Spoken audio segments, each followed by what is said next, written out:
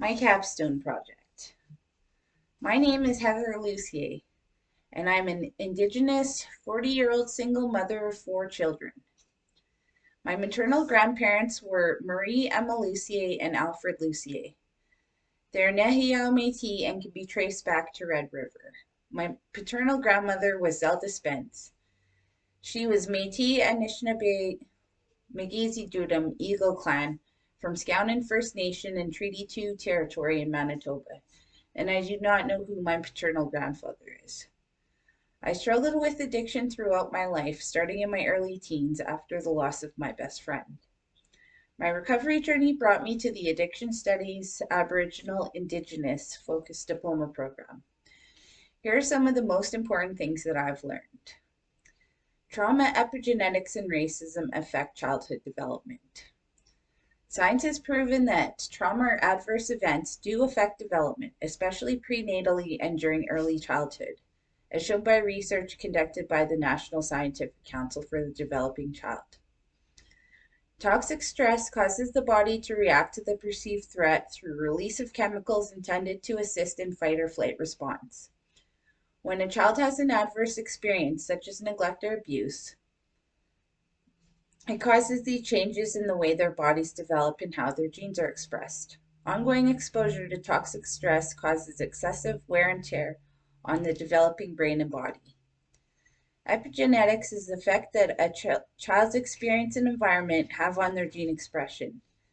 Scientific research has proven that the genes a child inherits from each parent can be influenced by positive experiences like supportive relationships or negative experiences like abuse or neglect.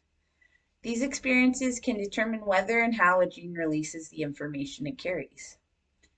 Racism is another layer that affects development and long-term outcomes.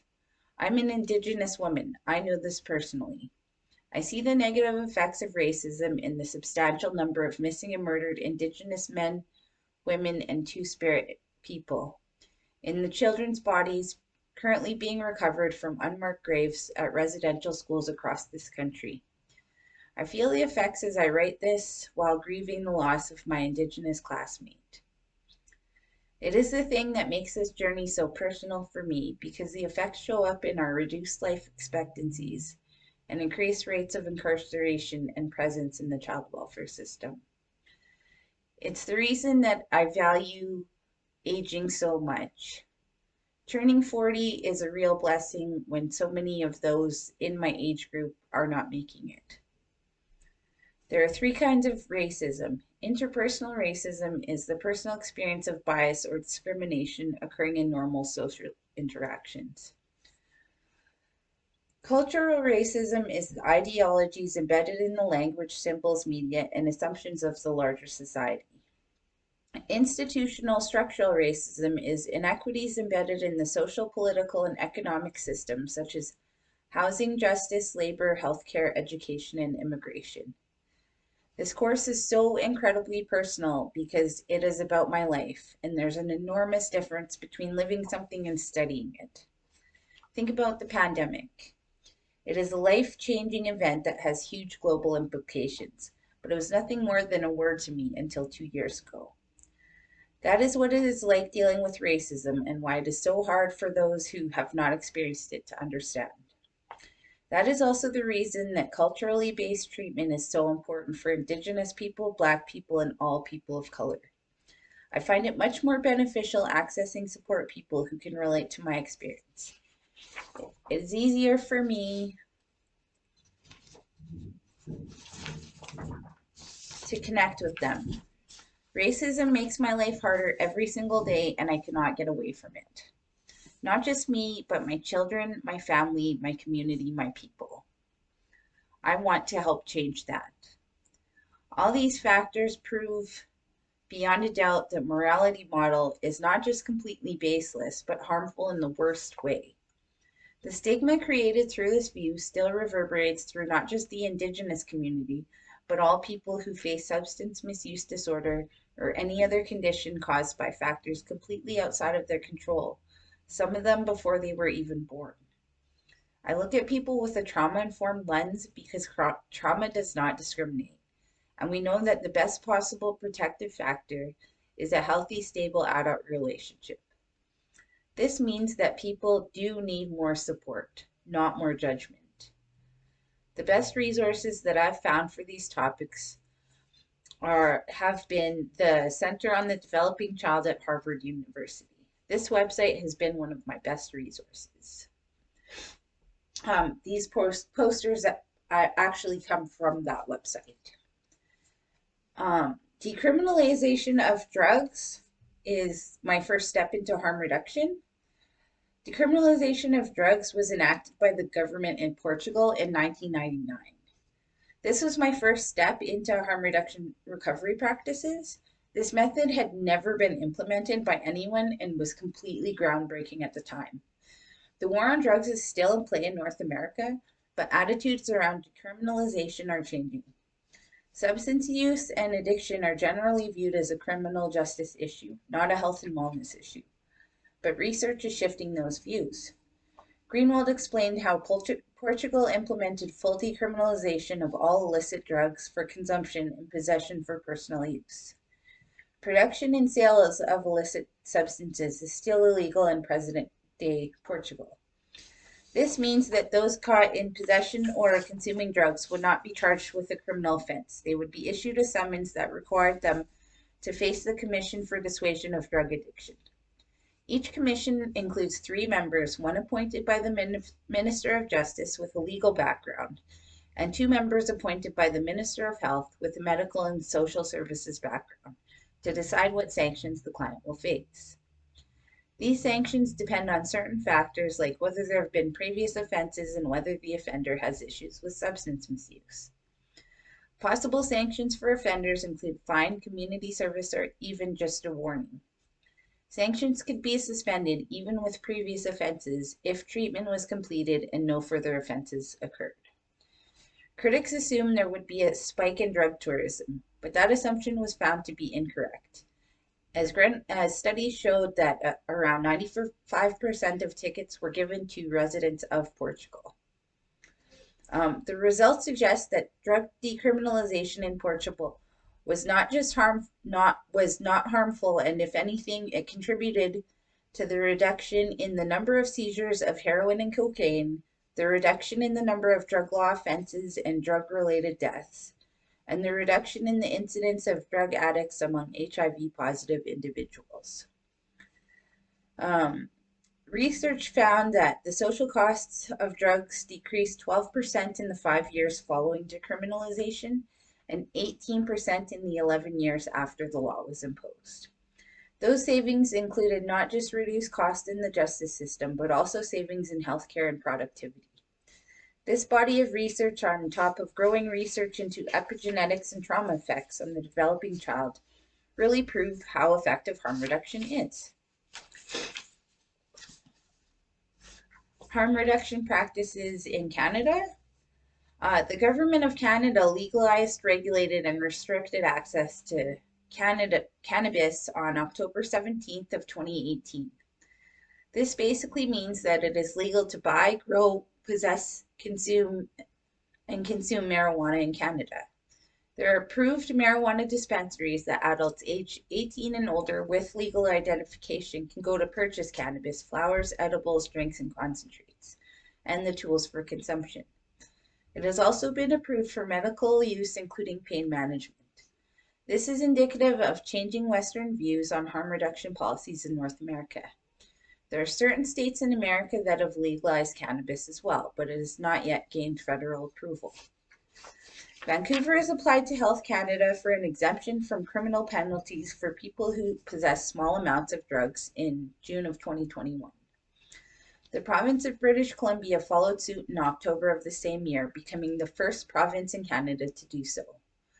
This shows a continued shift towards harm reduction evidence-based practices in Canada, as Toronto also applied for an exemption from Health Canada in December of 2021. Calgary has recently applied for an exemption for the use of psilocybin mushrooms for treatment of terminally ill patients. Health Canada launched a special access program for physicians to access restricted drugs for their patients on a case-by-case basis on January 5th, 2022. All these advancements towards decriminalization in Canada are a step towards acceptance of harm reduction and away from the harm caused by stigma that shames those struggling with substance misuse disorders and addiction. Harm reduction in Alberta. After learning about the successful work in Portugal with decriminalization, I wanted to see how this province was accepting harm reduction. What I found was the biggest disappointment, but not at all surprising. We did have a good start towards harm reduction policies, but the United Conservative Party have been working against those options. The statistics around safe consumption sites they release are around increase in police calls, resident and business feelings of unsafety, really biased against those using the sites. The reports do not show the amount of money saved by these sites, reductions in EMS response, hospitalizations, and ER visits. There was actually an open letter signed by advocates for harm reduction calling the study scientifically flawed and biased. Studies on safe consumption site in Canada have shown annual savings of $200,000 to $6 million per site. These savings also amount to less strain on our healthcare system. These sites have close to 100% success rate at overdose reversal, which is 100% of lives saved. This also saves money because those people are still able to contribute to the economy. These figures come from the community-based study released by the Alberta Community Council on HIV. Multiple safe consumption site closures, starting with Arches in Lethbridge, which was the busiest site in North America, has been replaced by a small mobile unit with no plans for a permanent replacement to date. Arches had 13 booths that clients could use. The mobile unit has 3 booths and cannot accommodate even half. This location was closed in the end of August of 2020. The Boyle Street location in Edmonton was relocated to the convention center, where a temporary shelter was opened. That site was permanently closed at the end of April 2021. The only safe consumption site in Calgary that is located centrally in the Sheldon-Schumer Center downtown is slated to be closed and relocated to 2 less central locations with no details being released. The Alberta government continued funding for life-saving opioid agonist treatment program after a judge denied an emergency injunction to maintain services filed by 11 clients of the program. The program was slated for closure on March 31st, 2021, but the government reversed course and decided to continue the program for existing clients but closing to any new patients. This is thought to be due to the pushback received by the clients as well as harm reduction advocates across this province, including groups like Moms Stop the Harm. The Alberta government also imposed policy requiring people seeking treatment at safe consumption sites to show Alberta healthcare cards, which is personal identification. This creates added barriers for those already marginalized populations facing a deadly opioid epidemic that has cost an increasing number of lives across this province. The opioid crisis in Alberta has been exacerbated by the onslaught of the COVID-19 pandemic, which closed borders, causing huge issues, contributing to the rise in usage and need for these services.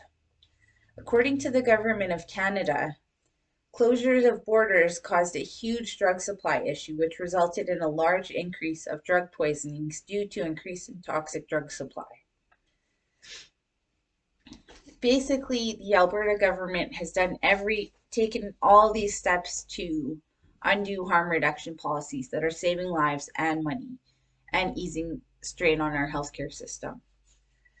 So the increasing acceptance at the federal level does not translate to provincial acceptance here in Alberta.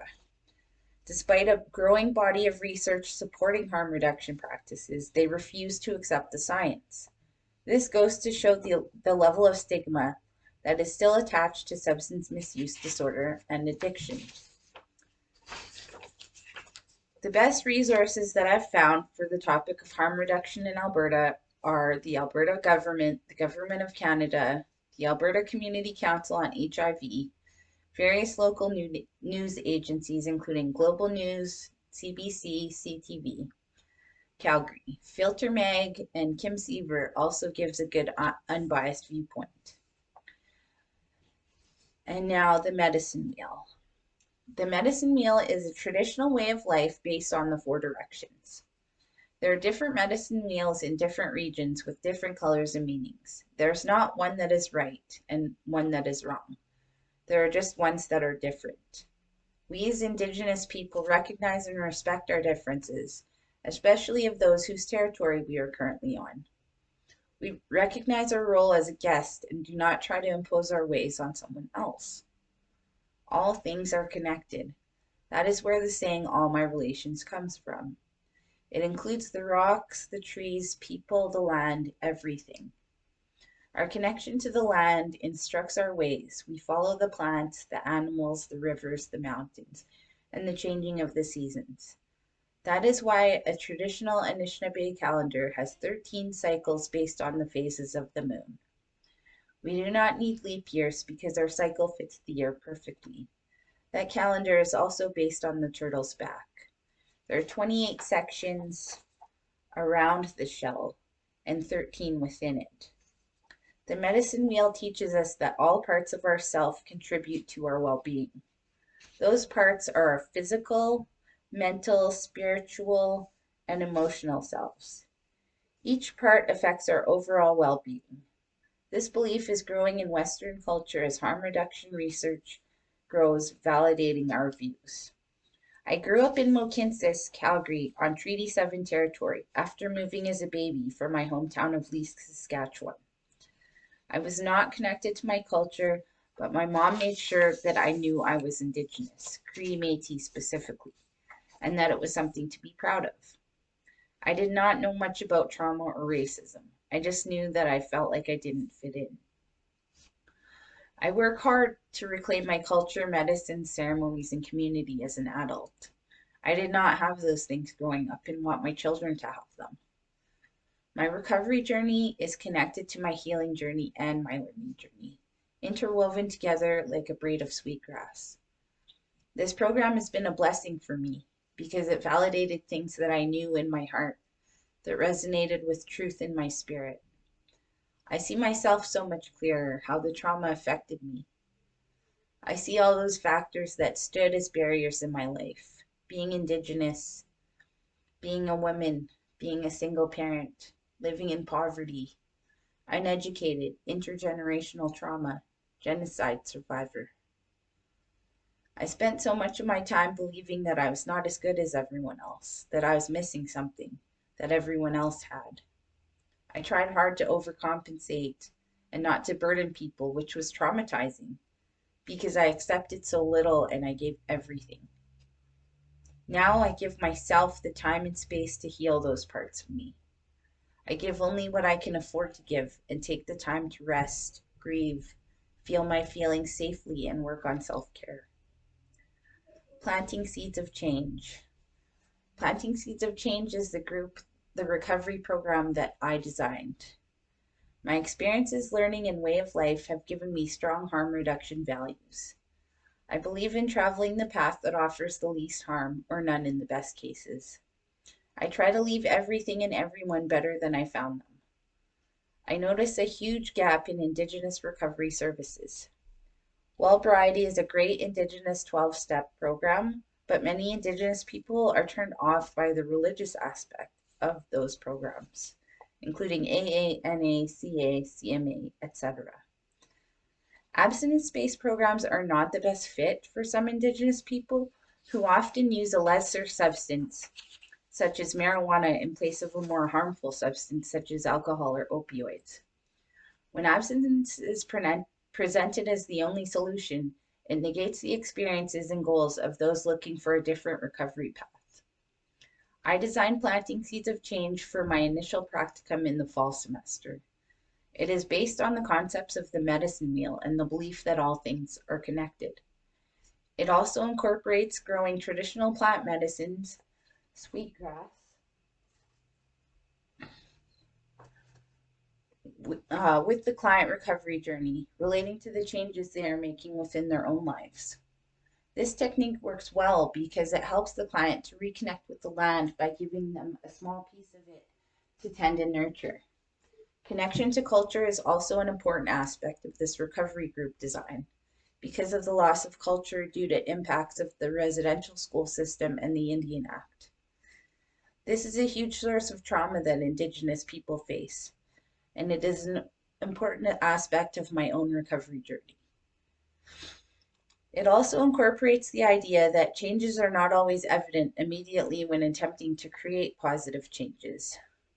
Recovery is not linear, but that does not negate the progress that a client is and has made. This is also where the medicine wheel teachings come in because the seasons change and some ceremonies or medicine picking can only happen within those seasons. There is a time for everything. I designed this program following the trans-theoretical model or stages of change because I wanted a program that was flexible enough to assist in all kinds of change, not just recovery goals.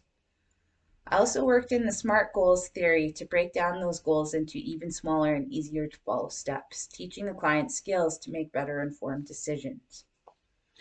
I've seen how effective, flexible, client-centered programming can work and see flexibility as a huge asset. This program is client-guided. They decide what changes need to be made in their lives and what that looks like. This puts them in control of their journey and empowers them when they start to see those changes working well.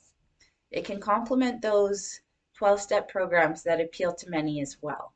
The idea of the group is fully inclusive with the Indigenous focus, which means that it is available to non-Indigenous clients as well.